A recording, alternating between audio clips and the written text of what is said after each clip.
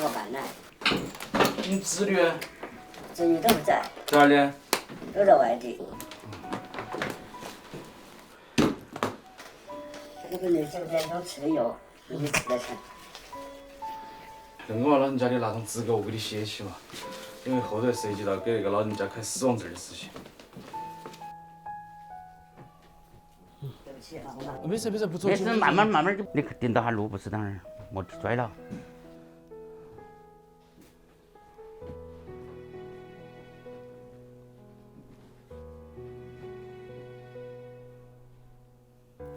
以前有啥子病啊？冠心病。冠心病、糖尿病。好，那个老人家，那个大姐你帮着听下嘛哈，我怕在那儿老人家记不住。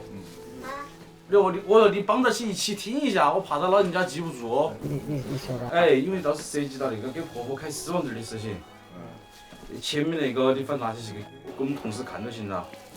就是诊断了那些哈，说的那点儿，急救中心2路口儿。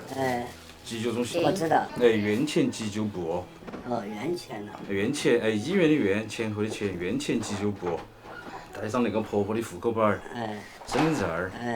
然后那个复印件儿，复印件儿都是。身份证复印件。身份证复印件儿，然后。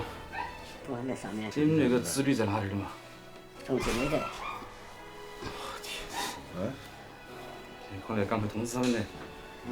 我给打了电话了。在体育馆的后头。对头，老大了，把那种飞分儿，跟那个户口本儿、身份证放到一起，到时候你直接把那个飞分拿给他们看，哈，好吧？干嘛？好，谢谢了。节哀哈，节哀人家。